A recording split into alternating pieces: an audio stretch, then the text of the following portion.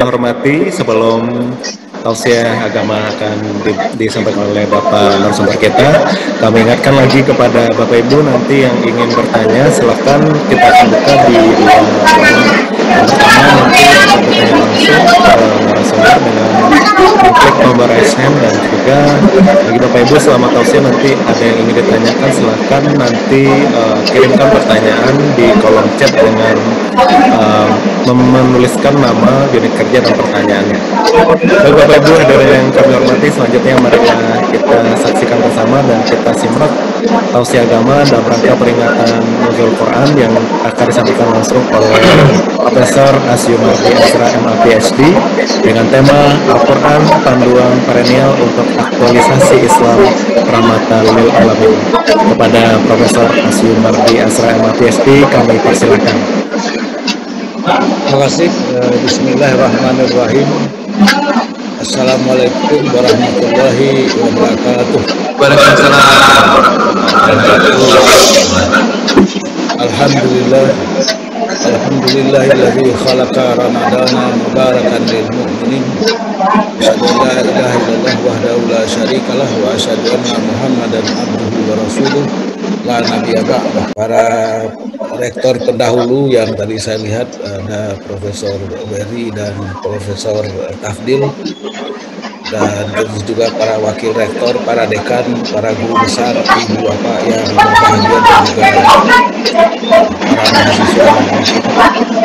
Pertama, mari kita panjatkan puji syukur kehadirat Allah Subhanahu wa Ta'ala karena kesempatan yang baik ini, hari ke-18 hari ini Ramadan, kita sehat walafiat ya. Semalam tentu saja kemarin 17 Ramadan dan yaitu Nuzul Quran, tapi ya 18 Ramadan dan masih terhitung Nuzul Quran, ya turunnya Al-Quran. Kita bersyukur kepada Allah SWT atas limpahan rahmat dan karunia-Nya kepada kita semua sehingga kita sehat walafiat ya, terhindar dari segala mara bahaya, penyakit dan seterusnya dan lain sebagainya. Salawat dan salam kepada junjungan kita Nabi besar Muhammad SAW. Mudah-mudahan wahyu yang disampaikan oleh Rasulullah SAW, Al-Quran yang beliau sampaikan kepada kita semua senantiasa menjadi panduan kita dalam kehidupan kita secara perennial, secara abadi, perennial abadi berlangsung. Kita pegangi tidak hanya generasi kita sekarang ini, tapi generasi yang akan datang, generasi selanjutnya. Para hadirin hadirat yang berbahagia, tema tausiah kita pada siang hari ini dalam rangka memperingati Nuzul Quran Universitas Andalas adalah mengenai Al-Quran Panduan Perennial untuk Aktualisasi Islam Rahmatan lil Alamin. Panduan perennial ini kata kunci ya, perennial, panduan yang bersifat abadi,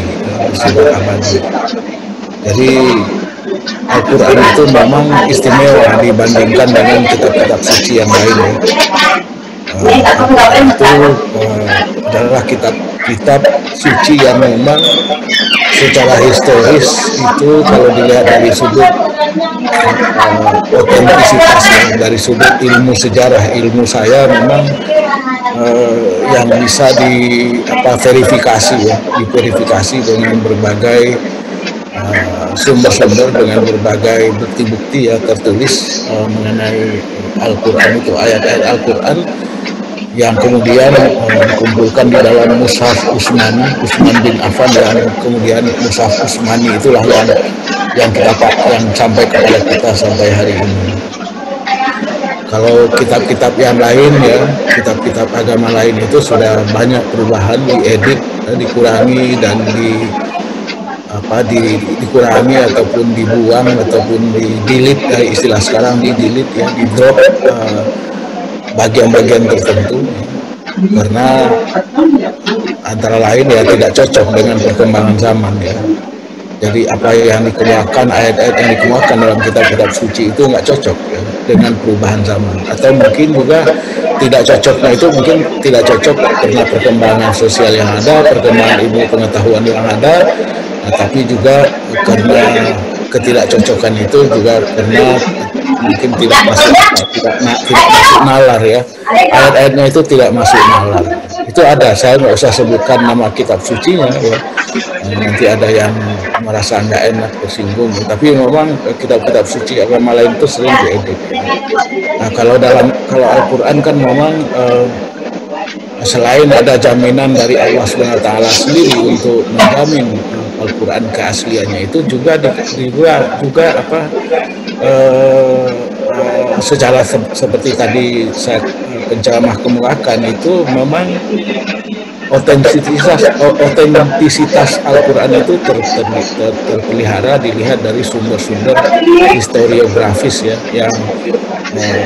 yang menjelaskan mengenai ataupun yang mencatat, yang merekam mengenai turunnya ayat Al-Quran itu tadi, turunnya ayat Al-Quran. Jadi oleh karena itulah maka kemudian Al-Quran tidak pernah diedit, walaupun ada juga ya kalangan orang, terutama kalangan barat yang menstudi Al-Quran, mencoba menyusun Al-Quran berdasarkan urutan nuzulnya, urutan turunnya.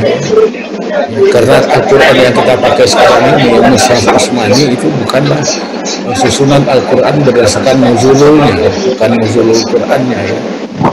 Kita tahu bahwa ayat yang pertama turun itu 17 Ramadan itu adalah surat Al-Alaq ayat 1 sampai 5. Ayat surat Al-Alaq itu jumlahnya 19, tapi hanya 1 sampai 5 saja yang turun pada bulan Ramadan itu, 17 Ramadan itu. Bismillahirrahmanirrahim. Iqra bismi rabbikal ladzi khalaq. Khalaqal insana min 'alaq. Iqra wa rabbukal akram. Alladzi 'allama bil qalam. 'Allamal insana ma lam ya'lam. Itu ayat yang pertama. 5 ayat itu. Jadi kalau kita mau atau kita ya itu ayat yang pertama, tapi nggak lazim kalau itu ditaruh di ayat surat yang pertama. Surat pertama kita itu kan Al-Fatihah yang kita baca setiap kali sholat, Al-Fatihah itu dia. Jadi itu urutan yang disusun oleh Mushaf Utsmani, disusun oleh para sahabat, para penghafal Al-Quran. Nah, jadi itu dari sudut keasliannya Al-Quran itu bisa bertahan di tengah perubahan zaman dan perubahan sosial, perubahan macam-macam lah, perubahan politik, perubahan ekonomi, perubahan lingkungan. Al-Quran bertahan.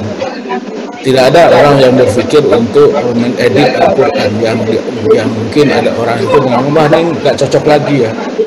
Misalnya tidak ada orang yang berpikir seperti itu, karena memang ayat Al-Quran itu berlaku secara perennial sebagai panduan ya. Kenapa bisa berlaku perennial itu termasuk salah satu dari mukjizat Ijazul Quran. Tapi bukan sekedar Ijazul Quran karena dijamin oleh Allah Subhanahu wa taala otentisitasnya, kemudian keasliannya, kemurniannya, tapi juga karena memang terkait dengan karakter Al-Quran itu sendiri. Bagaimana Al-Quran menyampaikan pesan-pesannya, bagaimana Al-Quran menyampaikan ayat-ayatnya. Nah, kalau kita lihat ayat-ayat Al-Quran itu, kita kalau dilihat dari sudut substansi ajaran Islam, maka bisa kita klasifikasikan misalnya bahwa ada ayat-ayat yang berkenaan dengan akidah, keimanan, kepercayaan kepada Allah Subhanahu wa taala. Yang itu umumnya ayat-ayat berkenaan dengan akidah ini itu biasanya sudah rinci dan tidak bisa ditafsirkan lain. Itu sudah sering dalam istilah para fuqaha atau ahli fikih itu sudah muhkamad itu sudah jelas hukumnya. Misalnya saja ya ayat Al-Quran yang terkait dengan akidah ini, misalnya qul huwallahu ahad. Katakanlah bahwa Allah itu ahad. Allah itu Maha Esa, Maha Tunggal, Maha Unik gitu ya. Nah itu udah pasti ya, udah nggak ada. Ahad itu nggak bisa ditafsirkan macam-macam, tidak ada. Jadi pengertiannya, pemahamannya tunggal ya, tidak bisa diubah-ubah, disesuaikan macam-macam. Oleh karena itulah maka kemudian dengan karakter yang terkait dengan soal keimanan ini, soal akidah ini bersifat jelas hukumnya, maka kemudian Islam itu menjadi agama yang tidak juga berubah dalam soal akidahnya ya. Dari dulu akidah Islamiyah itu ya tetap aja seperti itu, akidah tauhid ya, yang kemudian terkait dengan itu juga adalah keimanan kepada Rasulullah ya. Keimanan ya, rukun iman, beriman kepada para nabi, kepada rasul, khususnya kepada Nabi Muhammad, itu tidak mengalami perubahan. Karena apa? Karena akidah itulah inti atau core dari agama, dari Islam itu core-nya. Jadi kalau dan Islam itu adalah agama yang paling ketat di dalam soal keimanan, dalam soal akidah itu. Sering disebut orang sebagai strict monotheism. Jadi monotheismenya itu ketat, ketauhidannya itu ketat ya. Nah itu ya, contohnya ayat-ayat yang berkenaan dengan akidah itu biasanya sudah pasti, sudah muhkamat, sudah jelas hukumnya ya. Nah kemudian yang kedua, bagian kategorisasi dari ayat Al-Quran itu adalah ayat-ayat yang berkenaan dengan soal-soal ibadah, soal-soal ibadah ya. Soal-soal ibadah itu misalnya soal mengenai sholat ya, perintah sholat, perintah puasa, perintah membayarkan zakat, perintah naik haji misalnya, rukun Islam itu yang 5 itu. Nah perintah-perintahnya itu juga sudah jelas ya, perintah sholat ya misalnya ya, perintah puasa itu sudah jelas, semua sudah jelas di dalam Al-Quran. Walaupun kemudian rincian-rincian teknisnya tidak ada dalam Al-Quran. Itulah yang kemudian dirumuskan bagaimana mengerjakan sholat secara teknis ya. Puasa juga secara teknis seperti apa teknisnya itu. Misalnya soal-soal yang terkait dengan bagaimana menentukan imsak, bagaimana waktu menentukan kapan mulai masuk Ramadan ya kan, teknisnya itu kayak apa, bagaimana ya kan, itu kan tidak ada rinciannya dalam Al-Quran. Maka diperlukan juklak dan juknis. Kalau istilah kita di birokrasi itu disebut dengan juklak dan juknis, petunjuk pelaksanaan dan petunjuk teknis ya. Yang itu di dalam Islam disebut sebagai fikih ya. Jadi fikih itu adalah juklak dan juknis di dalam melaksanakan ibadah. Bagaimana cara berwudu misalnya ya kan, cara misalnya membayarkan zakat fitrah misalnya, atau zakat harta gitu, rinciannya kayak bagaimana gitu, itu diatur dalam juklak dan juknis, petunjuk pelaksanaan dan petunjuk teknis yang ada di dalam fikih itu. Yang terkait dengan ini ada istilah lain yang terkait dengan fikih ini, syariah ya. Nah syariah itu sebetulnya ketentuan-ketentuan yang sudah pasti, ketentuan-ketentuan yang sudah muhkamat, yang sudah jelas hukumnya. Ayat-ayat Al-Quran itu syariah ya. Jadi oleh karena itu syariah itu tidak berubah karena dia adalah ayat-ayat Al-Quran mengenai hukum ya. Sedangkan fikih itu adalah hasil ijtihad, hasil pemikiran manusia ketika menjelaskan ayat Al-Quran dan hadis. Maka kemudian dari penjelasan ayat Al-Quran dan hadis itu, maka muncullah, bisa dihasilkanlah juklak dan juknis yang tadi itu saya sebut sebagai fikih. Jadi sebetulnya syariah itu berlaku abadi. Jadi syariah itu tidak berubah. Yang berubah itu bisa dikembangkan sesuai dengan perkembangan zaman, itu adalah fikih ya kan. Walaupun di dalam kenyataannya, dalam kehidupan sehari-hari kita itu sudah salah kaprah. Misalnya perbankan syariah ya kan, perbankan sebetulnya itu bukan perbankan syariah, itu perbankan fikih sebetulnya. Karena apa? Karena perbankan Islam, perbankan syariah itu adalah hasil ijtihad ya, yang tidak ada di dalam Al-Quran ya, mengenai itu, nggak ada mengenai soal-soal perbankan Islam. Islam hanya Al-Quran itu hanya memberikan prinsip-prinsip mengenai ekonomi, itu ada ya kan, harus adil, harus tidak menindas, tidak riba misalnya, itu ada, semua prinsip-prinsip itu ada. Tapi bagaimana persisnya riba itu seperti apa, nah itu tidak ada dalam Al-Quran. Itu harus dirinci oleh para ulama gitu. Nah, ketika rincian itu dihasilkan, maka itulah dia menjadi fikih ya.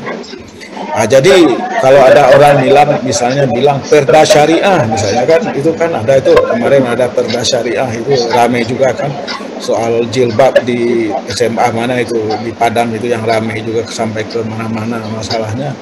Itu sebetulnya bukan perda syariah, itu harusnya perda fikih. Karena apa? Karena itu hasil ijtihad ya. Mengenai soal itu kan tidak ada rincian-rincian yang rinci dalam perda mengenai pemakaian busana muslimah misalnya, atau siswi misalnya, tidak ada dalam Al-Quran. Yang ada dalam Al-Quran itu adalah menutup aurat ya kan. Nah, ulama juga sering juga kadang-kadang berbeda juga di dalam soal batas-batas aurat ya kan. Kalau di Arab misalnya, di Arab itu, di dunia Arab misalnya, bukan hanya rambut ya kan, rambut perempuan itu adalah aurat ya. Artinya aurat itu apa? Yaitu segala sesuatu dari bagian tubuh perempuan atau laki-laki yang bisa mendatangkan, membangkitkan syahwat, dan oleh karena itu harus ditutup ya kan, harus ditutup, harus dilindungi ya kan. Maka rambut dihitung sebagai bisa membangkitkan syahwat kalau di Timur Tengah. Nah, kalau di negeri kita mungkin nggak sampai segitu banget ya kan. Seperti itu, masih banyak juga orang muslimah di Indonesia yang nggak pakai jilbab ya, atau jilbab atau hijab ya. Nah, tapi di Timur Tengah yang dimaksud aurat itu bukan hanya rambut itu ya kan, tapi suara perempuan itu juga dihitung sebagai aurat. Oleh karena itulah qari'ah, pembaca Al-Quran perempuan, tidak boleh membaca Quran di depan publik, di depan audiens yang bercampur, itu nggak boleh. Nah, di Timur Tengah semua nggak boleh, di Iran, di Mesir, di Arab Saudi apalagi nggak boleh itu. Nah, kalau di negeri kita enggak kan, di negeri kita perempuan pada membaca Al-Quran ya kan, di musabaqah tilawatil Quran, yang bukan hanya musabaqah tilawatil Quran, saya kira di Unan, dalam acara Unan mungkin pernah juga ada qari'ah ya kan, perempuan yang baca Quran, bacaannya bagus ya kan. Saya kira pernah itu di Indonesia juga sering kejadian seperti itu, di mana acara-acara resmi itu perempuan yang memimpin. Saya pernah memberikan pengajian di Masjid Al-Hikmah itu di Den Haag di Belanda. Masjid Al-Hikmah itu tadinya gereja, tapi dibeli oleh Indonesia dalam hal ini tahun 96 sebelum ada reformasi, dibeli oleh Yayasan Amal Bakti Muslim Pancasila Pak Harto ya kan, gereja itu, dengan juga ada tambahan dari almarhum Prabowo Sute itu dibeli ya. Nah, saya satu waktu diminta untuk memberikan ceramah mengenai Maulid Nabi ya. Itu banyak hadir, banyak sekali, bukan hanya orang Indonesia, tapi ada orang Arab, Pakistan dan lain sebagainya, karena memang masjidnya besar. Nah, sebelum ceramah itu ya ada salawatan, membaca salawat Nabi ya kan, Barzanji dan seterusnya itu yang memimpin salawat itu perempuan. Itu orang-orang yang dari Arab di sebelah saya, Palestina, menggeleng-geleng kepala dia bilang, tohib ini nggak ada, ini di Arab nggak ada, ini adanya cuma di Indonesia aja nih, Muslim Indonesia ini ya. Dia apa itu, terkesima, kalau istilahnya itu terkesima, dan juga kagum melihat itu gitu. Nah, jadi itulah hal-hal yang berkaitan dengan soal tadi itu, soal rincian-rincian itu. Jadi soal ibadah ya kan, termasuk juga bahkan kita kan setiap sholat harus menutup aurat kita ya kan. Nah, itu juga batas-batas auratnya juga berbeda-beda. Itu dalam bidang ibadah. Nah, bidang yang ketiga itu adalah muamalat. Muamalat itu yaitu ketentuan-ketentuan yang terkait dengan hubungan antar manusia, kehidupan manusia pada umumnya ya. Ibadah-ibadah yang terkait dengan kehidupan sehari-hari. Misalnya apa? Misalnya nikah, talak, dan rujuk. Nah, itu termasuk bidang muamalah.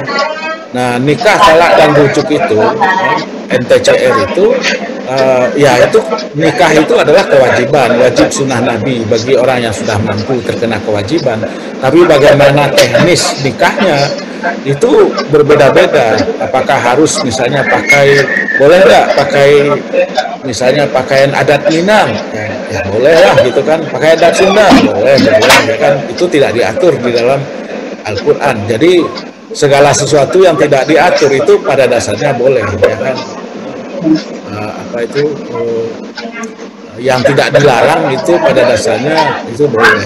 Jadi itu yang disebut dengan muamalah. Termasuk juga soal-soal ekonomi, Pak, yang tadi sudah saya singgung. Ya. Misalnya kita mau mengembangkan sistem ekonomi seperti apa, misalnya, ya boleh mau sistem ekonomi yang disebut perbankan fikih atau perbankan syariah, atau perbankan ekonomi Pancasila, boleh, ekonomi kerakyatan boleh, tapi prinsipnya apa? Ada prinsipnya ditentukan oleh Al-Quran. Yang pertama harus adil. Jadi ekonomi itu harus berkeadilan, tidak boleh tidak adil. Nah, misalnya harta kekayaan, misalnya kapital atau modal itu hanya dipegang oleh sekelompok orang. Nah, itu tidak dibenarkan di dalam Islam.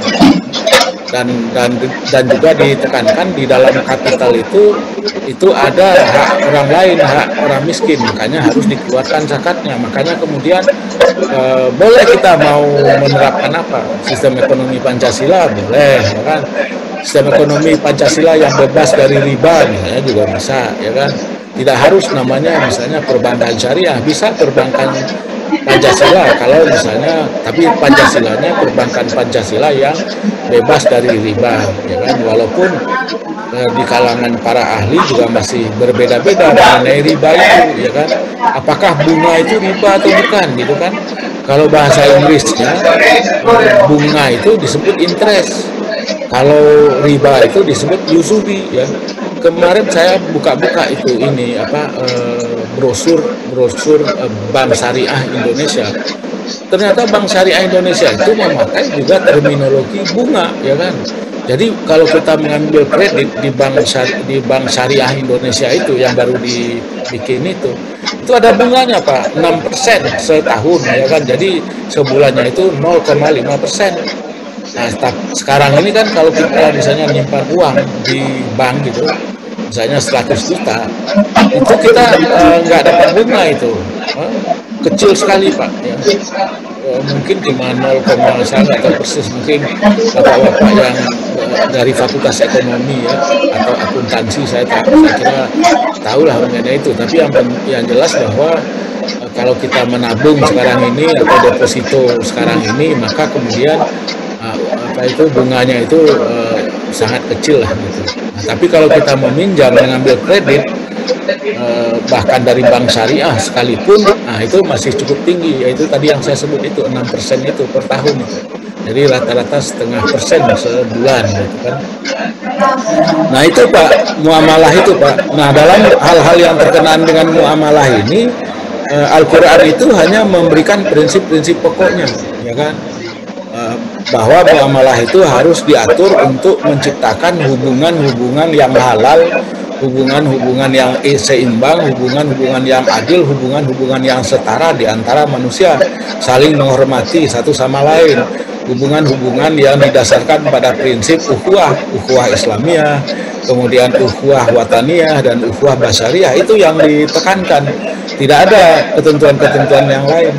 Nah, oleh karena itulah dengan karakter Al-Quran seperti itu, ya kan, yang hanya memberikan prinsip-prinsip dasar, prinsip-prinsip pokok, khususnya di dalam bidang fikih misalnya, ya.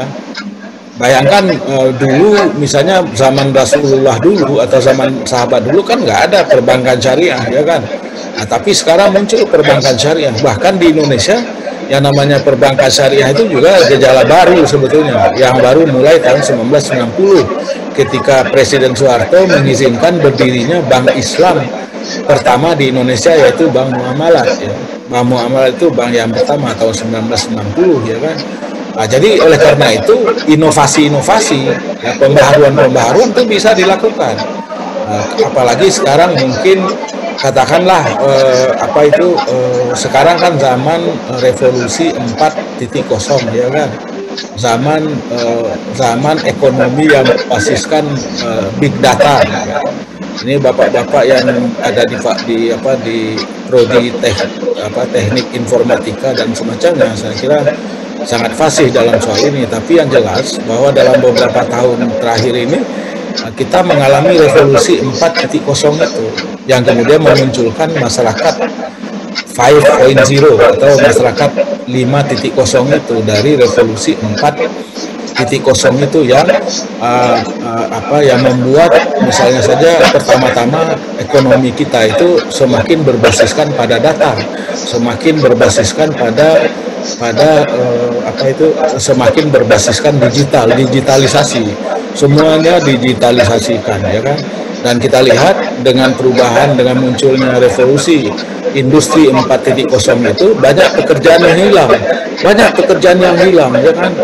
Dengan teknologi komunikasi, ya kan, dengan munculnya media sosial yang seperti itu, banyak pekerjaan yang hilang. Dengan dulu di rumah kita itu pasti ada telepon, kalau dulu telepon itu point to point, ya kan, kita ada telepon di rumah, nanti dikontak orang di rumah, kita nggak bisa, kalau keluar dari poin itu, dari titik itu, kita nggak bisa dihubungi.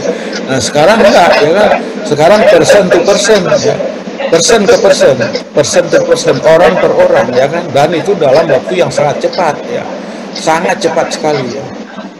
Data juga, big data seperti itu juga. Ini dulu yang namanya ojek itu dianggap sebagai sektor, tidak dihitung sebagai sektor ekonomi formal, itu dianggap ya informal, bahkan mungkin lebih rendah dari informal gitu.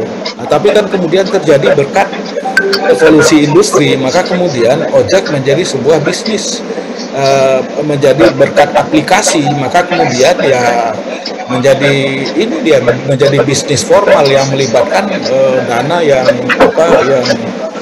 disebut sebagai unicorn, ya, lebih daripada sekedar startup, ya. Ini ke depan. Nah, bagaimana Islam meresponi gitu, kan? Apakah misalnya kalau dulu kan kalau dalam hukum ekonomi atau hukum Islam itu, ya kan, perdagangan itu, akad jual beli itu kalau orang per orang bertemu, kan, rela ikhlas sama ikhlas gitu kan. Jadi kita punya dagangan, kemudian ada orang yang mau beli, bertemu, kemudian kecocokan ikhlas sama ikhlas, baru kemudian transaksinya menjadi sah gitu. Nah sekarang dengan bisnis online misalnya, nah, kita nggak lihat itu barangnya, cuma lihat gambarnya saja. Nah, sering sekali itu apa yang ada dalam gambar nggak cocok dengan apa yang datang ke kita. Kalau kita pesan itu nggak ini.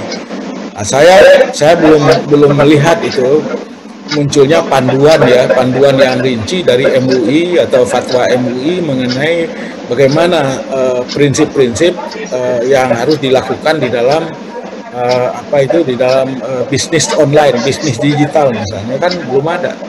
Tapi itu sangat mungkin. Kenapa? Karena fikih itu memang punya keluasan. Karena apa? Kenapa begitu? Karena Al-Quran mengizinkan. Karena Al-Quran memberikan kemungkinan, memberikan peluang bagi merumuskan hal-hal sesuai dengan perkembangan zaman, panduan sesuai dengan perkembangan zaman itu. Misalnya 3 tahun yang lalu MUI mengeluarkan fatwa mengenai panduan untuk bermuamalah melalui media sosial. Itu apa? Muamalah media sosial. Jadi ada itu bagaimana kita harus berkomunikasi, ya, berhubungan melalui media sosial, yang dalam kenyataannya memang Indonesia itu termasuk salah satu negara yang paling rendah adabnya, ya, paling rendah akhlaknya kalau begitu, atau adabnya itu dalam bermedia sosial, ya. Maksudnya rendah itu misalnya sering menyebarkan hoax atau menyebarkan fitnah, menyebarkan kabar bohong, ya kan, menghasut misalnya, seperti itu, ya. Itu disebut dengan rendahnya keadaban gitu. Jadi ini contoh dari perkembangan dalam bidang sains dan teknologi, ya, komunikasi dan lain sebagainya, yang memang memerlukan respon dari agama, ya, memerlukan bimbingan dari agama seperti tadi itu. pedoman bermuamalah melalui media sosial. Itu kan diperlukan bimbingan lah, diperlukan panduan ya.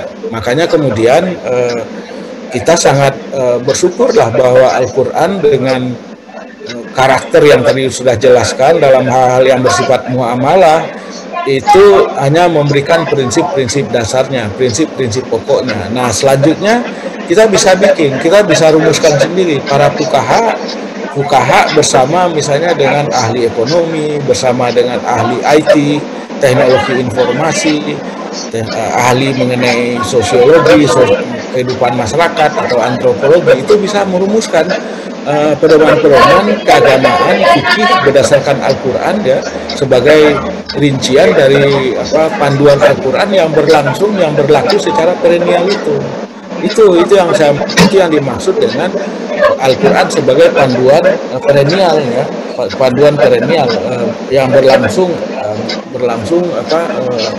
secara perennial, secara abadi ya. Nah, tentu saja kita harapkan para ulama kita, para pemikir kita, para cendekiawan, para intelijensia kita terus berpikir mengenai bagaimana Al-Quran ini, bimbingan Al-Quran, panduan Al-Quran ini terus bisa diterjemahkan, dirumuskan ya kan dalam banyak bidang ya. Misalnya tadi ayat pertama itu Iqra bismi rabbikal ladzi khalaq. Iqra, membaca ya kan. Literasi kalau istilah orang sekarang ya kan, literasi. Ini literasi itu macam-macam ya kan. Ada literasi itu bukan hanya sekedar kemampuan untuk membaca secara harfiah, secara lugawi atau secara literal, tapi literasi itu dalam berbagai macam bidang, berbagai aspek kehidupan. Kita harus memiliki literasi dalam misalnya kehidupan sosial budaya. Kita harus memiliki literasi misalnya dalam kalau di Minangkabau itu adat bersendi syarak bersendi kitabullah misalnya. Itu kan diperlukan literasi mengenai local wisdom, kebijakan lokal, kearifan lokal misalnya. Jadi literasi, Iqra itu tidak hanya sekedar membaca teks yang tertulis, itu ya penting. Membaca Al-Quran dalam pengertian membaca teks itu perlu, tapi lebih dari sekedar itu. Apalagi kita di universitas, maka kemudian perintah Iqra itu berarti melakukan juga penelitian, perenungan ya kan, itu seperti itu lebih daripada sekedar itu, karena ini juga terkait dengan, kalau kita lihat sambungan dari ayat itu adalah juga berbicara mengenai penciptaan ya kan, penciptaan manusia, dan kemudian bagaimana dengan penciptaan manusia itu maka kemudian manusia sebetulnya harus bisa belajar ya kan, mengembangkan ilmu pengetahuan ya. Ini yang kita harapkan ya. Jadi oleh karena itu memang dalam hal ini, dalam soal Iqra ini, literasi ini tidak ada yang lebih bisa kita harapkan kecuali universitas, kecuali perguruan tinggi seperti misalnya Universitas Andalas ini ya. Perguruan tinggi ataupun pendidikan tinggi, higher education ya, itu memang menjadi pusat, bukan hanya sekedar pusat transfer ilmu dan kecakapan dan keterampilan kepada mahasiswa, tapi juga menjadi pusat reproduksi dan inovasi ilmu pengetahuan dan teknologi. Itu yang seharusnya ya. Kalau kita belajar dari kemajuan negara-negara yang berhasil mencapai kemajuannya seperti Amerika, kemudian Jepang, Korea, dan kemudian Cina, RRC, itu tidak lain karena peranan perguruan tinggi, peranan universitas yang sangat menonjol, yaitu universitas menjadi agent of modernization, menjadi agen modernisasi pembangunan ya, menghasilkan inovasi baru yang bisa disumbangkan untuk mempercepat kemajuan ya kan, modernisasi dan kemajuan. Memang kita di Indonesia masih belum begitu beruntung ya dengan perguruan tinggi kita, karena perguruan tinggi kita ini masih banyak masalah lah ya. Saya nggak mau menguraikan panjang lebar mengenai apa saja yang dihadapi. Nanti ada forum yang lain, tetapi saya kira terlepas dari berbagai kesulitan, hambatan yang masih kita hadapi di perguruan tinggi kita, tapi tetap saja kita dengan berbagai peluang yang ada, dengan kesempatan yang ada untuk bisa menghasilkan inovasi-inovasi ya, di dalam berbagai bidang ilmu pengetahuan, di dalam berbagai bidang sains dan teknologi, di dalam bidang-bidang yang terkait dengan humaniora, dengan ilmu sosial, dengan ilmu-ilmu alam, bisa kita hasilkan ya, walaupun keadaannya tidak terlalu kondusif mungkin ya, terkait dengan anggaran, terutama terkait dengan pembatasan dan lain sebagainya. Karena memang di dalam Islam kita juga dituntut untuk terus berjuang ya. Kita dituntut untuk terus berusaha menciptakan lingkungan yang lebih baik ya, karena ya itu harapannya, kita diharapkan dapat, kita sebagai orang Islam dapat mengaktualisasikan itu sebagai rahmatan lil alamin, menjadi rahmat bagi alam semesta. Menjadi rahmat alam semesta itu artinya kita harus menghasilkan terobosan-terobosan yang bisa mendatangkan kemaslahatan dan kemajuan bagi tidak hanya bagi manusia ya, tapi juga bagi lingkungannya, karena di dalam Islam kehidupan alam tidak hanya terpusat pada manusia, tapi juga harus terkait dengan makhluk-makhluk Allah yang lain.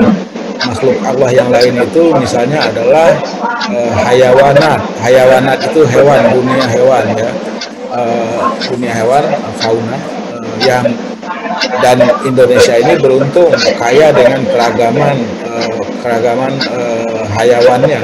Hewannya itu kaya sekali dengan keragamannya, karena memang kita hidup di alam tropis dengan lingkungan yang juga keragaman hayatinya itu sangat kaya sekali. Termasuk juga makhluk Allah itu adalah tumbuh-tumbuhan, nabatat, tumbuh-tumbuhan ya. Dalam berbagai bentuk, mungkin dari yang menjalar sampai kepada yang tinggi, pohon, dan semuanya itu adalah makhluk Allah yang harus juga kita pertimbangkan, kita perhatikan di dalam kehidupan kita. Karena kalau terjadi kerusakan di dalam ekosistem kita, termasuk tumbuh-tumbuh terhadap manusia, kehidupan manusia secara keseluruhan ya. Dalam waktu hampir 2 dasawarsa ini udah banyak orang berbicara mengenai global warming, pemanasan global atau perubahan cuaca ya kan, climate change. Kalau kita tidak hati-hati, tidak melakukan mengubah orientasi kita di dalam pembangunan, tidak melahirkan inovasi-inovasi yang bisa menciptakan yang disebut sebagai sustainable development goals, tujuan-tujuan pembangunan yang berkelanjutan atau pembangunan yang berkelanjutan, maka kemudian kehidupan kita menjadi terancam. Kita dengan pembangunan kemudian tidak menjadi rahmatan lil alamin, tidak melindungi, tidak menciptakan, tidak mendorong pembangunan dengan lingkungan yang berkelanjutan itu. Nah, jadi oleh karena itulah penting sekali kita terus-menerus melakukan pembaharuan dan inovasi-inovasi. Di dalam Al-Quran itu banyak sekali ayat-ayat yang mendorong penelitian itu tadi, melakukan inovasi itu selalu didorong. Memang rincian-rincian bagaimana melakukan inovasi itu tidak ada dalam Al-Quran, itu harus kita rumuskan sendiri dalam berbagai metodologi ataupun pendekatan sesuai dengan bidang ilmu masing-masing. Nah, karena di dalam Al-Quran tidak ada panduan-panduan yang rinci ya, ketentuan rinci, pedoman rinci dan juknis bagaimana menghasilkan inovasi.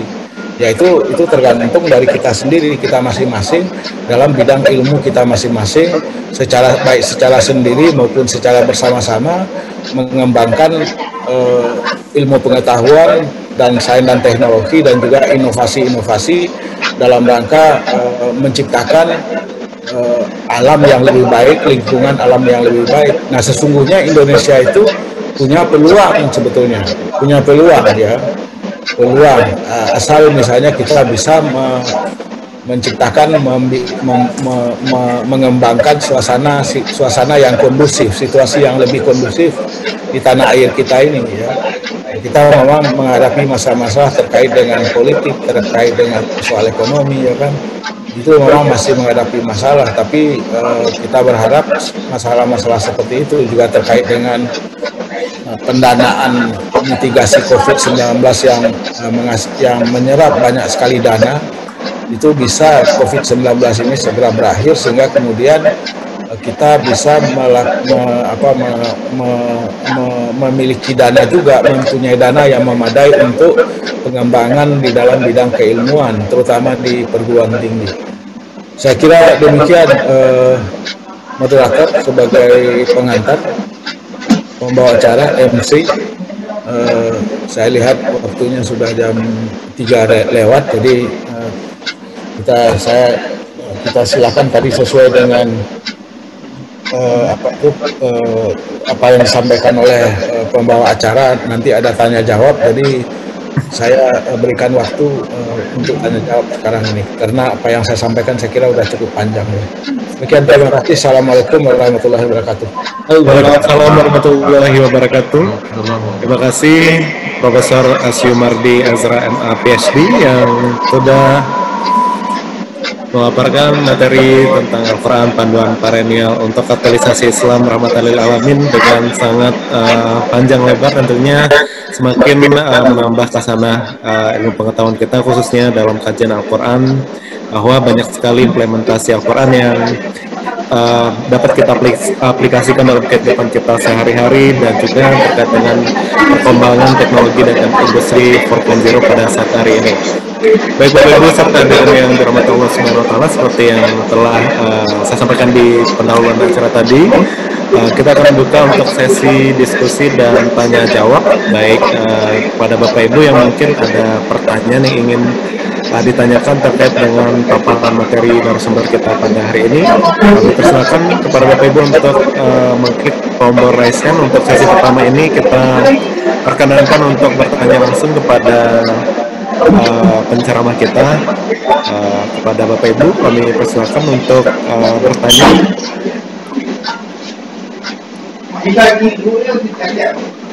Baik, sembari kita menunggu pertanyaan secara langsung, Prof, ini ada pertanyaan dari kolom chat kita dari Pak Khalil. Ini mau menanyakan tentang Al-Quran.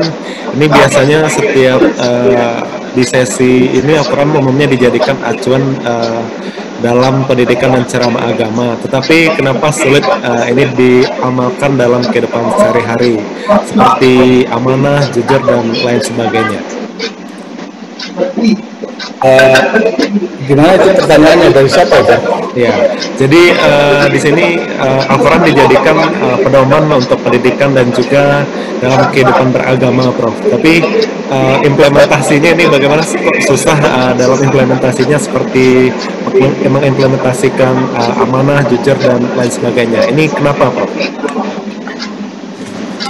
Apa yang salah ini, Prof? Ya, jadi saya kira ini terkait dengan ini ya, bahwa kita belum mampu berislam itu secara kafah. Ada ayat Al-Quran yang berbunyi udkhulu fis-silmi kafah. Berislamlah kamu, masuklah ke dalam keislaman itu secara sempurna, secara menyeluruh, secara komprehensif ya. Kita masih separuh-separuh ya. Jadi saya sering mengatakan kita itu melaksanakan Islam baru ketika kita sholat ya, ketika kita sholat atau ketika kita sedang di masjid atau ketika sedang puasa.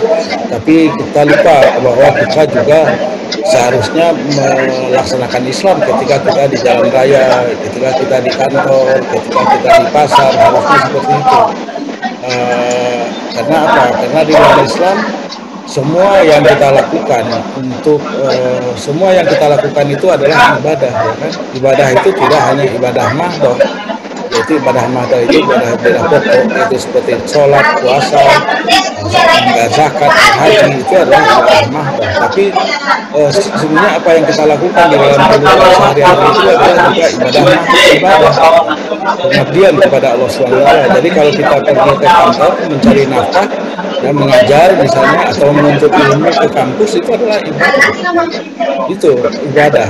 Kita mencari rezeki misalnya sebagai pedagang, sebagai pengusaha ke pasar misalnya, itu juga ibadah. Nah, sering kita lupa bahwa karena dalam Islam itu sebenarnya tidak ada perbedaan antara apa yang disebut sebagai tindakan keagamaan dengan tindakan keduniaan, atau tidak ada pemisahan antara tindakan apa yang sakral dengan yang profan ya. Profan itu maksudnya keduniaan. Segala sesuatu yang kita kerjakan di dalam kehidupan sehari-hari itu, selama kita niatkan untuk pengabdian kepada Allah SWT, ibadah kepada Allah SWT, maka kemudian itu adalah ibadah.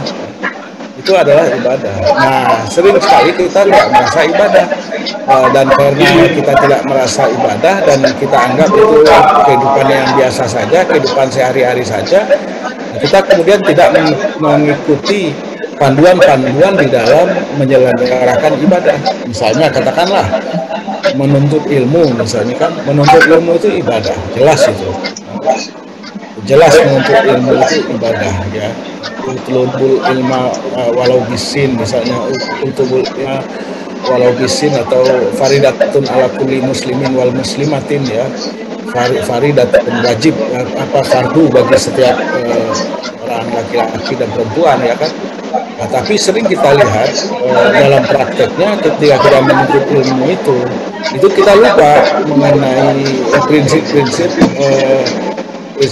menuntut ilmu sebagai ibadah dalam Islam ya. Karena apa? Karena di dalam Islam ilmu itu adalah sesuatu yang bersifat sakral, bersifat ilahiyah. Karena apa? Pemilik ilmu itu secara epistemologis bersumber dari Allah Subhanahu wa taala. Tapi kemudian kita manusia diberi sedikit ya kan, wa ma utitum minal ilmi illa qalila. Ilmu itu adalah dari Allah, dan kita ini dikasih wa ma utitum minal ilmi, kita tidaklah diberikan ilmu itu kecuali sedikit oleh Allah Subhanahu wa taala. Karena itu kita sebagai orang katakanlah sebagai dosen, sebagai guru besar, sebetulnya sebagai dosen, sebagai guru besar itu ilmu kita terbatas, sedikit sekali. Saya merasa kalau saya bidang saya kan S2 saya, master MA saya itu adalah dalam bidang sejarah Timur Tengah. Kemudian S3-nya dalam bidang sejarah perbandingan ya. Nah, tapi apa yang saya pahami, apa yang saya ketahui mengenai sejarah itu sangat sedikit aja, sedikit ya. Walaupun mungkin pengetahuannya bisa ini bisa itu ya, tapi ya itulah sebetulnya pengetahuan kita itu sedikit sekali. Oleh karena itulah makanya semakin kita mencoba merenungkan ilmu yang kita miliki, maka semakin tahulah kita dan semakin sadarlah kita bahwa ilmu kita itu sedikit sekali. Nah, jadi oleh karena itu ilmu dalam Islam bersifat ilahiyah sebagai ibadah ya kan, epistemologi, secara epistemologi bersumber dari Allah. Oleh karena itu dalam menuntut ilmu kita juga harus menjaga kesucian, menjaga sakralitas ilmu itu. Makanya kemudian di dalam Islam nggak boleh melakukan nyontek, plagiarisasi itu dalam Islam sejak dari dulu. Ilmu itu harus jelas sanadnya, isnadnya. Isnad itu apa? Yaitu urutan dari mana kita menerima ilmu itu. Misalnya saya menerima ilmu dari siapa, guru saya siapa, guru dari guru saya itu siapa, dia belajar ke siapa. Makin guru-gurunya itu orang yang punya otoritas dalam bidang keilmuan, maka kemudian ilmunya berarti semakin kuat gitu.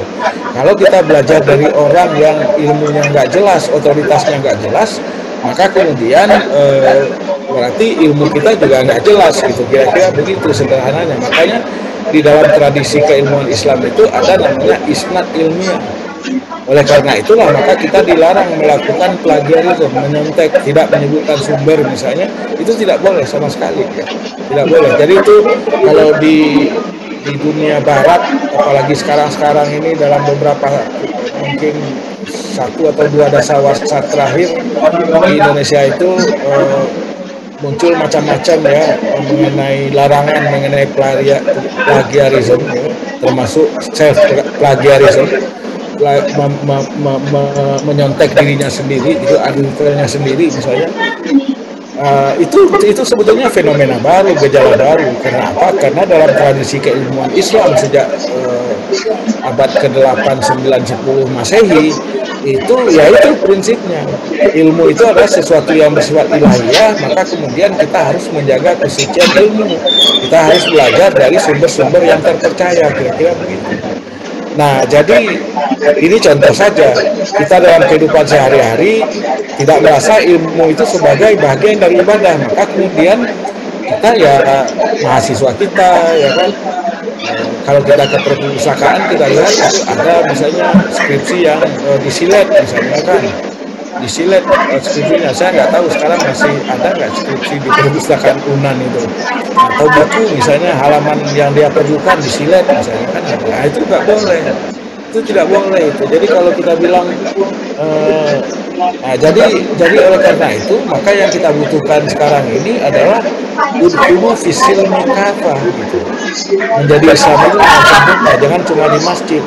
Kalau di masjid, kita ke masjid mau sholat, kita berwudu, mensucikan diri kita, ya kan? Mensucikan diri kita, cuci habis gitu kan, supaya kita suci. Tapi begitu keluar dari masjid, kita membawa minuman misalnya, air minuman, botolnya kita buang sembarangan, ya kan? Ada tempat sampah nggak kita pedulikan, dibuang di jalanan. Kita juga sering lihat orang dari mobil yang bagus membuang botol minuman keluar atau sampah keluar mobilnya. Nah, kita bisa asumsikan orang-orang itu sebagian besar ya adalah orang Islam, tapi kemudian kok membuang sampah semaunya sendiri, padahal di dalam Islam sangat menekankan kebersihan. Kalau kita baca kitab-kitab fikih, uraian pertamanya itu adalah mengenai kebersihan itu, taharoh. Jadi kita harus itu bertaharoh, selalu suci, ya kan? Nah, diri kita, jasmani kita, lingkungan kita, masjid kita, rumah kita itu harus suci, ya. Nah, kalau kita lihat, kalau di Padang masih mendingan, saya lihat sungai-sungainya masih bersih lah, ya kan. Tapi coba kalau kita di Jakarta ini, sungai Kali Ciliwung itu kalau musim hujan dan banjir, itu bisa kita lihat bagaimana kotornya. Ya, semua sampah keluar dari itu. Orang membuang sampah ke sungai. Dan yang dibuang itu bukan hanya sampah dapur, tapi juga misalnya kasur, bantal, itu dibuang ke sungai. Coba. Saya lihat yang sungai apa namanya itu, yang di ke arah bandara itu, Kuranji atau sungai apa namanya itu, ya, yang dekat Tabing itu kan saya lihat kan bersih, atau sungai yang dekat SMA berapa itu, SMA 1 atau SMA 2 itu yang di apa itu dekat kampus UTH itu lurus ya, itu kan lumayan bersih ya kan, lumayan bersih ya kan. Tapi kalau kita lihat tempat-tempat yang kotor ya kan. Nah, jadi inilah kita harus mengaktualisasikan Islam itu dalam kehidupan sehari-hari. Kalau misalnya kita yakin, kita percaya secara rukun iman ya, percaya pada Allah, percaya kepada malaikat, percaya kepada Nabi, percaya kepada kitab suci, maka insya Allah Indonesia ini akan bersih ya kan. Bersih itu, misalnya nggak ada lagi korupsi ya kan. Sekarang ini mana? Karena orang yang melakukan korupsi itu tidak takut, seolah tidak beriman dia, seolah tidak percaya bahwa di samping kiri dan kanannya itu ada malaikat yang mencatat perbuatannya. Tapi tetap ada gitu. Nah, kita tahu lah banyak di antara koruptor itu juga orang Islam ya. Jadi dia rajin sholat itu, kita nggak bisa bilang dia juga rajin puasa, rajin naik haji gitu, rajin pergi umroh, tapi juga rajin melakukan tindakan-tindakan koruptif ya, koruptif seperti itu. Itu kenapa? Karena belum menyeluruh, belum holistik, belum komprehensif ya kan. Ya, jadi baru sampai di masjid saja, keislamannya sampai di masjid, tapi belum lagi keislamannya sampai di kantor, belum lagi sampai di pasar, di jalan raya, dan seterusnya itu. Nah, jadi oleh karena itu, Bapak dan Ibu sekalian, perlu sekali kita mempraktekkan Islam itu, mengaktualisasikan Islam itu dalam kehidupan sehari-hari secara holistik. secara kafah tadi itu, tidak memisahkan antara keislaman kita di masjid dengan keislaman kita di pasar, keislaman kita di jalan raya misalnya. Nah itu yang paling penting. Saya kira begitu jawaban saya. Baik Prof, terima kasih penjelasannya yang sangat rinci dan semakin membuka wawasan kita bersama. Dan ini kebetulan di kolom chat cukup banyak pertanyaan, dan ini tentunya membuktikan bahwa penjelasan-penjelasan tadi semakin meningkatkan rasa penasaran kita dan pendalaman terhadap yang telah disampaikan oleh pemateri kita, Prof. Asyumardi. Baik, kita buka untuk pertanyaan langsung dulu kan kepada Bapak Dr. Ahmad Syafruddin untuk bertanya secara langsung. Silakan Pak Dekan. Baik, terima kasih Donald. Assalamualaikum warahmatullahi wabarakatuh, Prof. Ya, Kan nama Ahmad, Prof. Jadi saya tadi mendengar sedikit penjelasan Prof tentang ibadah mengenai jilbab yang berbeda-beda itu, Prof.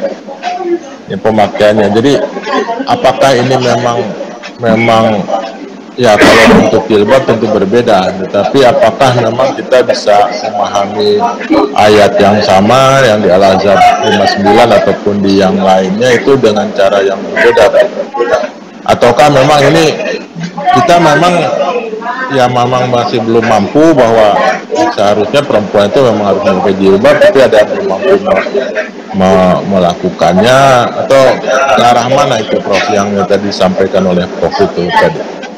Ataukah saya salah tangkap atau seperti apa, Prof? Iya, baik Pak Ahmad. Jadi saya langsung jawab ya, moderator. Ya, silakan. Ya, jadi memang di kalangan ulama itu ada perbedaan, Pak. Perbedaan mengenai batas-batas aurat itu, ya.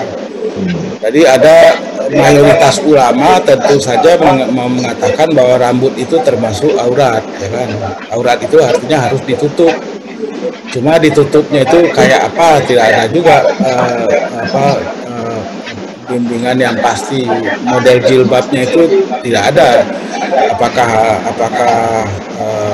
kan sekarang ini juga ada kalau saya mengklasifikasi model Yeni Wahid dengan yang lain gitu, misalkan yang kasarnya gitu, Prof. Ya, ada jilbab milenial, ada jilbab ideologis yang panjang misalnya. Ya, tapi juga ada ulama yang berpendapat bahwa rambut itu tidak aurat, ya kan?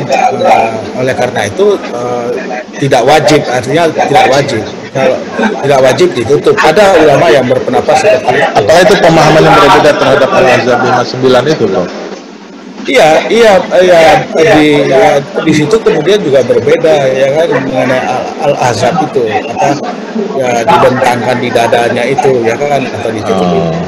Itu juga terjadi perbedaan. Tapi itu hanyalah salah satu dari ayat yang menjadi dasar dari diskusi atau pembahasan di kalangan ulama mengenai apakah jilbab itu wajib atau tidak. Nah, jadi itu perbedaan, walaupun kemudian kalau kita lihat di dalam kenyataannya mayoritas perempuan kan memakai jilbab atau dalam terminologi yang lain disebut sebagai hijab, ya kan. Jadi seperti itu, ya. Terima kasih, Prof. Ya. Kalau saya sih afdolnya ya pakai jilbab lah gitu ya. Kalau saya ya silakan pakai jilbab, karena dengan jilbab itu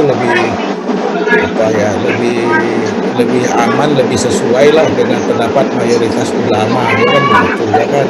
Jadi ikuti yang mayoritas ulama, walaupun ada yang bukan mayoritas ulama yang berpendapat lain, ya nggak apa-apa, silakan aja. Kira-kira begitu deh. Ya. Silakan Pak Ahmad. Ya. Saya kira kalau mau Pak Ahmad bisa baca itu pendapat yang perbedaan pendapat itu dibahas secara ringkas oleh Profesor Qureshi di dalam buku kecil, judulnya itu Jilbab. Ada bukunya, bisa di order saya kira di internet melalui Amazon atau Tokopedia, saya kira mungkin masih ada itu. Bukunya judulnya Jilbab. Jadi itu. Silakan. Baik Prof, masih ada beberapa pertanyaan yang boleh sedikit harus sampaikan. Silakan. Ya, baik, terima kasih Prof. Edi ya, saya Mas Edi dari Fakultas Farmasi. Yang ingin saya tanyakan adalah tadi Prof membedakan antara syariat dengan fikih. Ya. Syariat itu adalah sesuatu yang abadi, sedangkan fikih itu adalah sesuatu yang berubah-ubah. Artinya fikih itu adalah ijtihad dari seseorang terhadap syariat gitu. Nah, dalam konteks sekarang, kalau dalam kita mengkaji kepada sejarah dulu, ketika terjadi perbedaan pendapat dalam pemaknaan daripada syariat itu, maka kemudian tentu Rasulullah SAW langsung menghakimi. Dan kemudian ketika di zaman khalifah, kalau terjadi perbedaan ijtihad terhadap syariat itu, pandangan syariat itu, ada yang menghakimi atau yang mengambil keputusan itu. Kira-kira bagaimana menurut pendapat Prof? Apakah kemudian dengan alasan setiap orang boleh berpendapat dan hak berpendapat, kemudian kita boleh mengeluarkan pendapat, kemudian yang saya lihat misalnya tidak bingung begitu Prof. Mohon penjelasannya Prof. Kira-kira bagaimana sikap yang sebaiknya? Ya, yang pertama saya kira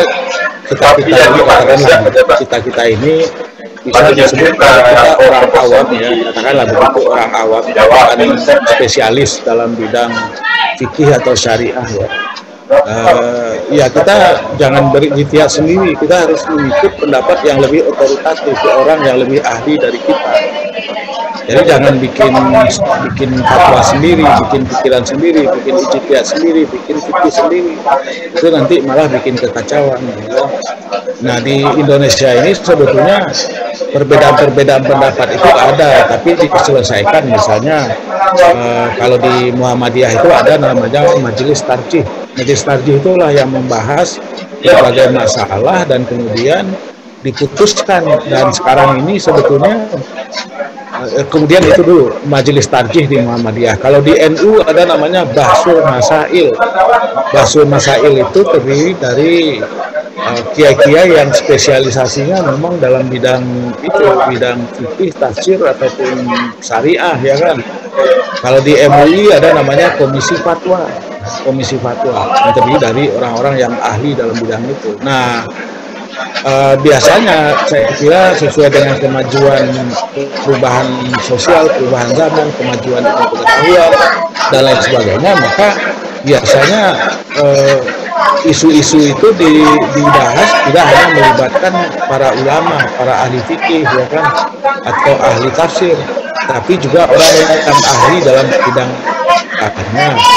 Untuk menentukan apakah misalnya vaksinasi Sinovac atau AstraZeneca ini halal atau haram ya kan, mengandung unsur babi atau tidak, itu harus orangnya dari Pak Dedi, orang farmasi yang mengetahui ini unsurnya apa saja ya kan.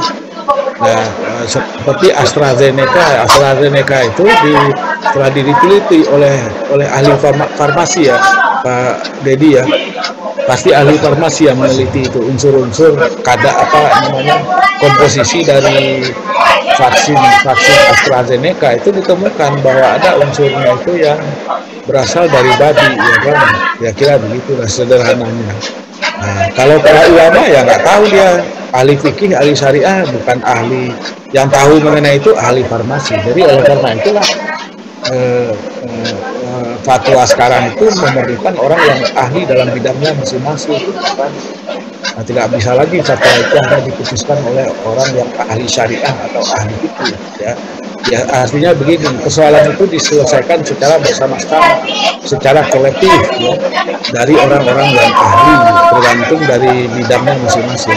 Misalnya dalam bidang ekonomi, misalnya fintech sekarang ini kan terkenal itu, banyak orang, semakin banyak yang ikut financial technology, fintech itu.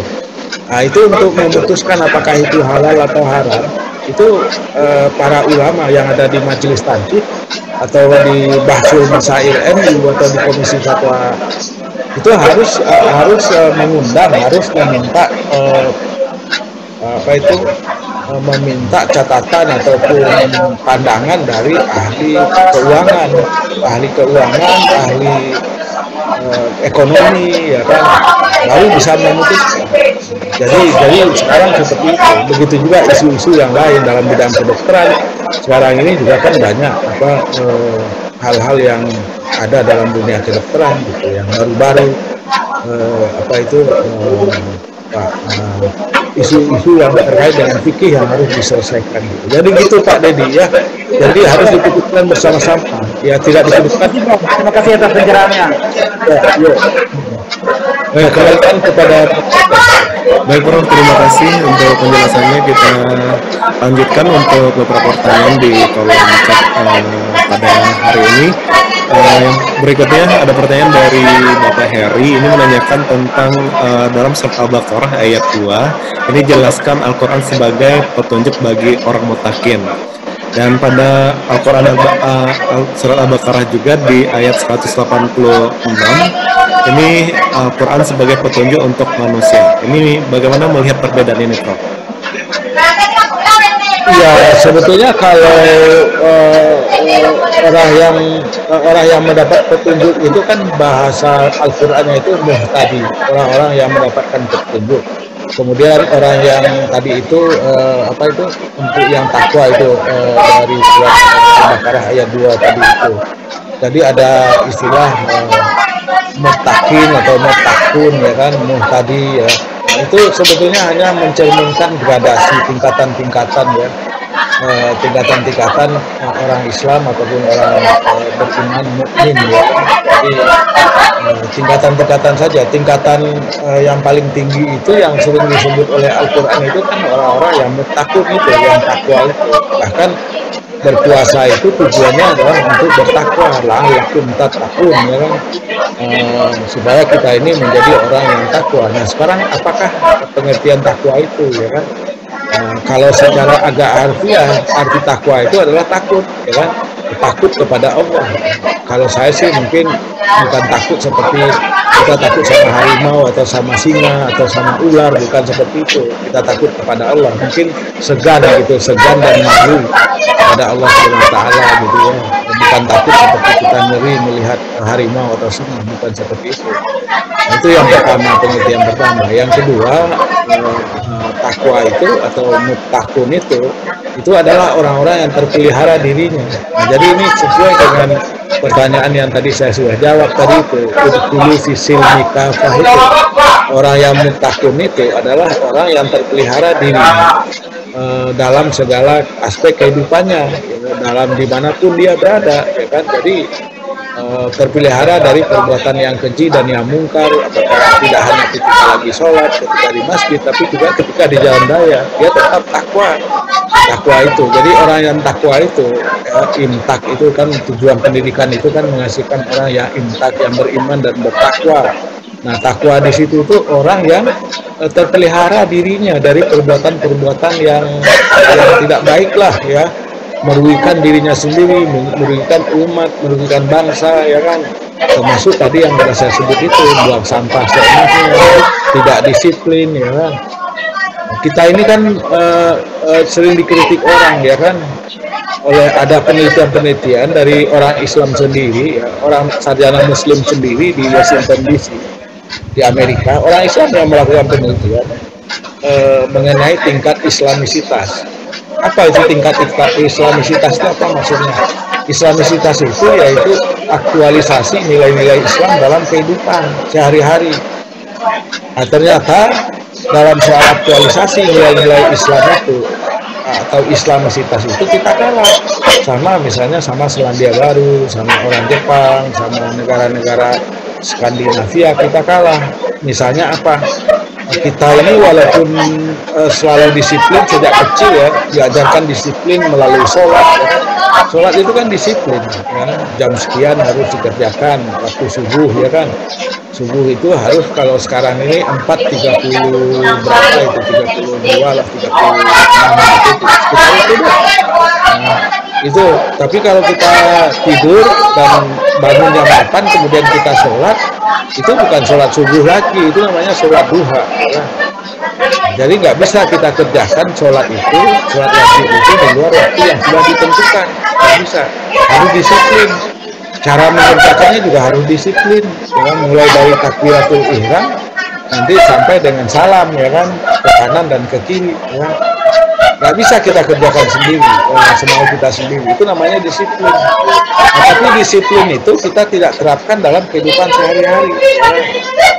Nah, kalau kita lihat di jalan raya ya, saya nggak tahu di Padang ya, tapi di Jakarta kan kelihatan parah sekali. Orang nggak ada disiplin di jalan raya itu, ya kan? Serobot sana, serobot sini, ya kan? Lampu merah pun juga nggak dipedulikan ya. Itu bisa dipastikan sebagian besar yang melanggar itu adalah orang Islam. Karena memang orang Islam di Indonesia itu banyak sekali, 87,2%, banyak sekali kan. Jadi kalau kita lemparin batu misalnya ke pasar raya itu, pasar raya Padang atau ke pasar atas Bukit Tinggi, pasar Aceh, itu pasti kepala orang Islam yang kena itu, ya kan? Oleh karena itu kalau kita lihat pasar Aceh itu kotor, misalnya saya nggak tahu apakah kotor atau tidak, tapi suka juga saya lihat itu di pasar Aceh itu atau di dekat Jam Gadang itu, sampahnya kalau kita lihat pagi-pagi itu kotor banget gitu ya.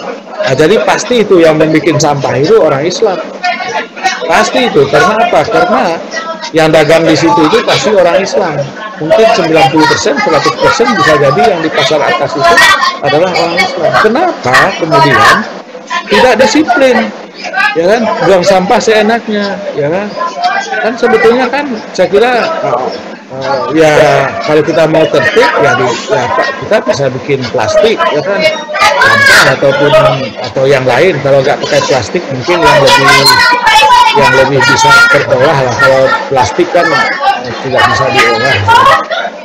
Nah misalnya seperti itu. Jadi Islamisitas kita itu rendah. Sekarang tantangan kita kaum muslimin ini mengaktualisasikan Islamisitas itu dalam kehidupan sehari-hari, hidup yang bersih misalnya kan. Tadi udah saya kasih contoh, kita masih ukur lah di Padang misalnya, sungainya itu masih bersih ya kan, bersih lah, saya lihat bersih itu. Tapi saya nggak tahu di mana yang kotor, mungkin di Muaro kali ya. Muaro itu kayaknya kotor ya, yang di Muaro, sungai yang di Muaro itu kotor. Nah, tapi masih itu jadi tantangan bagi kita. Jadi inilah saya kira yang harus tantangan yang harus kita wujudkan ke depan ini sehari-hari, supaya Islam itu memang bisa jadi contoh orang menjadi rahmatan lil alamin. Itu kan ayat Al-Qur'annya, kuntum khaira ummatin ukhrijat linnas. Kita ini umat yang terbaik yang dikeluarkan di antara umat manusia. Nah, tapi kalau kita misalnya disiplin saja enggak, ya kan? Coba bayangkan itu ya. Kita lihat yang aneh-aneh itu, yang aneh-aneh terjadi di tanah air kita ini. Tes antigen dipalsukan, yang sudah dipakai lagi, ya kan? Itu kalau yang sudah disuntikkan bagi seorang, ya, dicobakan bagi seorang bisa menularkan penyakit. Nah, tapi itulah yang terjadi. Silakan ini berikutnya. Baik, terima kasih Prof. Ini kita akan bacakan 2 pertanyaan terakhir karena keterbatasan waktu. Jadi yang pertama, kalau itu ada suara ibu itu. Iya, izin Prof, saya bacakan dulu mungkin untuk pertanyaan yang dari kolom dulu. Pertanyaan dari Bapak Yudi Andoni dari Forum Dokumen yang juga dosen dari Sejarah Umum FIB. Dia bertanya seperti ini, Prof. Kenapa para penguasa cenderung tertutup hatinya ketika menemui antara kepentingan diri atau kelompoknya dengan kepentingan umat? Mereka menutup mata pada persoalan umat sehingga mereka tidak sadar menzalimi kelompok yang mereka ayomi. Bagaimana mengingatkan pemimpin yang seperti ini sesuai dengan tuntutan Al-Quran dan juga tradisi intelektual Islam? Nah, selanjutnya nih terakhir dari Bapak M. Yusra dari HI Unan ini terkait dengan format Al-Quran yang kita gunakan sekarang. Saya pernah mendengar sebuah versi sejarah bahwa Al-Quran yang kita gunakan sekarang bukanlah versi yang sama seperti yang diproduksi di zaman Khalifah Utsman, melainkan versi Komite Menteri dan Negeri Mesir yang dicetak di Kairo pada tahun 1924. Mohon penjelasannya terkait dengan sejarah ini, Prof. Ya, tadi yang satu lagi sekalian Ibu tadi deh, Ibu. Tadi silakan yang bertanya saya langsung. Ya, terima kasih, Prof. Ya, Bu. Jadi terkait dengan Prof katakan bahwasanya aktualisasi ajaran Islam ini di negara kita dan saat ini masih sangat minim sekali. Kemudian kalau memberikan contoh beberapa di negara yang lain, kebetulan memang kita lama tinggal di Jepang. Dan kita memang melihat mereka itu kan pemerintahnya tidak agama gitu ya, Prof. Nah, tapi sikap mereka dalam menjalani kehidupan sehari-hari, rahmatan lil alamin itu, ya semuanya sepertinya mereka mempelajari itu Al-Quran itu. Al-Quran itu kan keterangan, tetapi tiba di apanya, istimewaannya itu dipikir ya. Berarti itu kan pemerintah itu tuh. Pemerintah, kenapa mereka rakyatnya begitu santun, begitu tertib, begitu pokoknya betul-betul dia menjalani kehidupan itu sesuai dengan seperti apa yang ada dalam ajaran agama. Nah, orang-orang kita juga ketika berada di luar bisa mengikuti, bisa patuh dengan apa yang dilakukan oleh masyarakat sana. Tapi ketika kembali ke negara, nah kenapa kebiasaan yang di luar itu agak kedodoran gitu. Nah, ini yang harus kita ini kan harus kita bersama gitu memperbaiki sehingga kita betul-betul bisa mengamalkan itu. Jadi artinya ijtima itu kan yang harus dilakukan untuk bisa menyadarkan kita umat Islam yang mayoritas ini bisa mengamalkan. Terima kasih, Pak. Ya, Bu. Terima kasih, Bu. Saya kira betul ya. Jadi kuncinya itu adalah pembiasaan, Bu. Jadi meskipun orang Jepang itu bukanlah orang Islam ya memang ada orang Islam di Jepang tapi sedikit lah. Tapi ya itulah sebetulnya nilai-nilai Islam, nilai-nilai Quran itu universal. Jadi kalau Al-Quran memerintahkan kita hidup bersih ya kan, kemudian hidup bersih, lahir batin bersih ya kan, suci dari najis gitu. Itu universal, itu disiplin universal ya.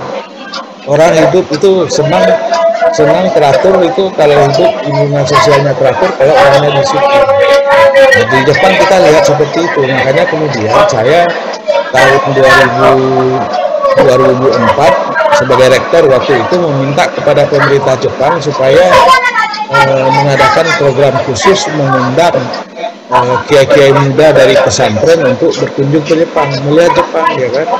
Karena sering juga di pesantren itu kumuh bu, nggak bersih ya kan. Wudhu, tapi kemudian di luar itu kumuh ya kan, kamarnya kumuh dan macam-macam. Jadi saya minta lah kepada pemerintah biar kita calon-calon pemimpin ini, ulama, kiai dan sebagainya melihat bagaimana orang menjaga kebersihan, menerapkan kebersihan.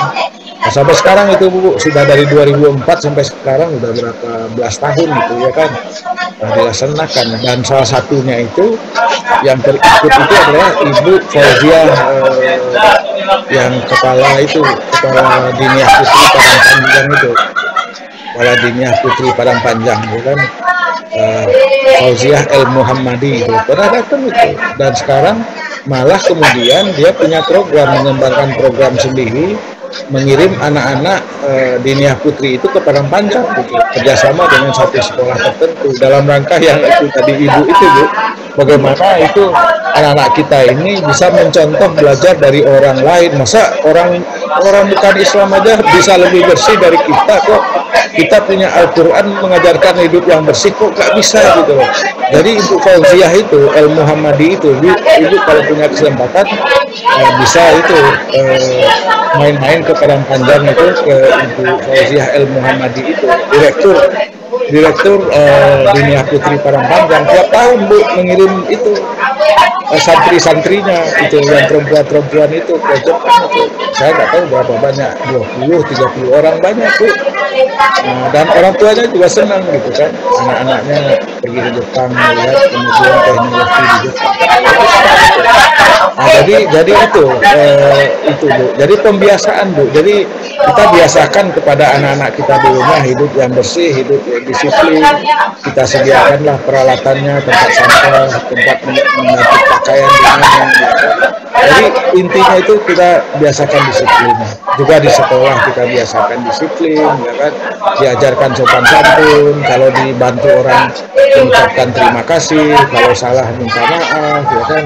Kalau di Jepang kan biasa itu arigato gozaimasu, katanya kan arigato gozaimasu, gitu kan orang Jepang. Itu kan seharusnya tersistem itu Prof. Kalau kita di rumah ya udah jelas gitu, tapi tersistem bernegaranya, sehingga seluruhnya bisa mengikuti itu maksud kita Prof.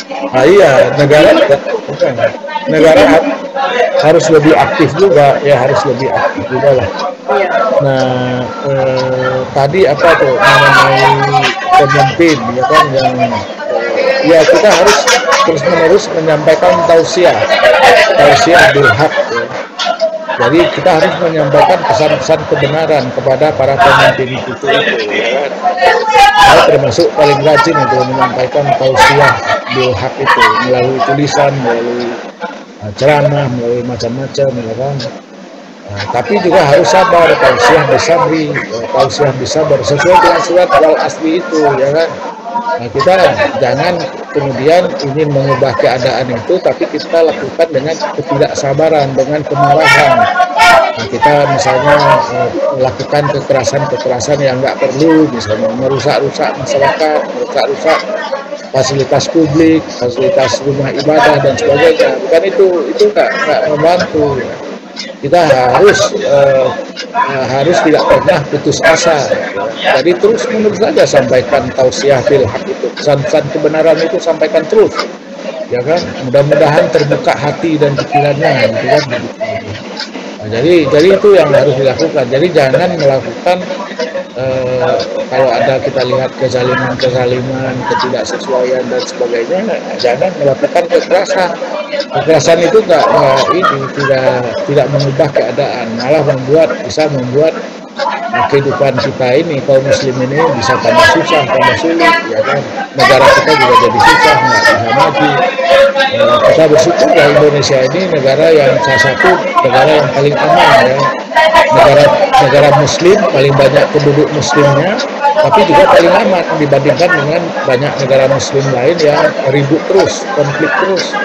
Afghanistan, Arab Saudi, Mesir, Libya, Irak, Syria, Yaman, kacau dulu, berantem terus. Kita nggak usah lah terjerumus ke dalam hal-hal seperti itu. Jadi memang di Indonesia juga masih banyak kezaliman, masih banyak ketidakadilan, masih banyak maksiat, ya kan? Ya kita pelan-pelan lah, kita sampaikan tausiah bil haq tadi itu, nasihat kebenaran itu, tausiah bil haq, nasihat kebenaran, tapi juga dengan tausiah bisabar, dengan cara yang sabar, ya, dengan marah-marah. Terus satu lagi tadi apa itu lupa? Yang nomor dua, yang pertama, pertanyaan yang kedua sejarah ini, sejarah apa tadi itu? Al-Quran.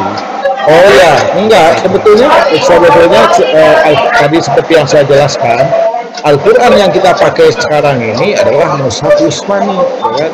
Walaupun ada juga di kalangan ulama termasuk di Mesir berusaha membuat urutan-urutan yang baru, tapi tidak diterima karena dunia Muslim dalam hal ini dunia Muslim termasuk kemudian dikukuhkan oleh Rabitah Alam Islami dan kemudian juga oleh OKI, Organisasi Konferensi Islam.